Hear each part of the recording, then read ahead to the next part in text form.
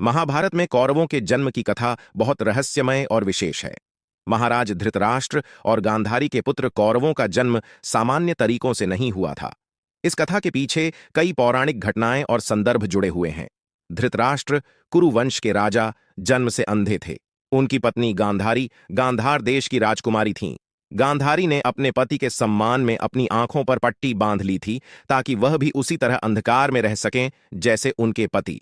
यह उनकी भक्ति और पतिव्रता धर्म का प्रतीक था। शादी के कई वर्षों बाद भी गांधारी को कोई संतान नहीं हुई, जिससे धृतराष्ट्र और गांधारी दोनों चिंतित थे।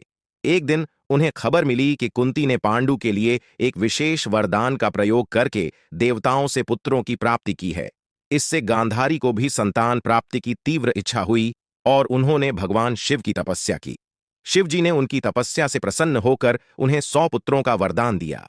कुछ समय बाद गांधारी गर्भवती हुईं। उन्हें यह एहसास हुआ कि वे एक महान संतान को जन्म देंगी जो भविष्य में कुरुवंश का वारिस बनेगा। लेकिन दुर्भाग्यवश 2 वर्षों तक उनके गर्भ से कोई संतान उत्पन्न नहीं हुई। इस विलंब से गांधारी चिंतित और दुखी हो गईं। इसी बीच जब उन्हें पता चला कि कुंती ने पांडु के लिए पहले ही एक पुत्र युधिष्ठिर को जन्म दे दिया है, तब गांधारी को और भी कष्ट हुआ। क्रोध और निराशा में उन्होंने अपने गर्भ को इतनी जोर से दबा दिया कि उनका गर्भपात हो गया। यह देखकर गांधारी और धृतराष्ट्र दोनों ही स्तब्ध हो गए। वे नहीं समझ पा रहे थे कि शिव जी के वरदान के बाद भी ऐसा क्यों हुआ। इस रहस्यमयी स्थिति में वे वेदव्यास जी के पास गए, जो महापुरुष और तपस्वी थे। वेदव्यास जी ने स्थिति को देखा और उन्हें सांत्वना दी। उन्होंने कहा कि यह स्थिति शिव जी के वरदान के कारण हुई है और इसमें एक विशेष उपाय है। वेदव्यास जी ने गांधारी से कहा कि वह मांस के उस लौंदे के 100 टुकड़े कर दें और उन्हें घी से भरे 100 मटकों में डाल दें। इन मटकों को एक निश्चित अवधि तक रखने के बाद हर एक मटके से एक पुत्र उत्पन्न होगा।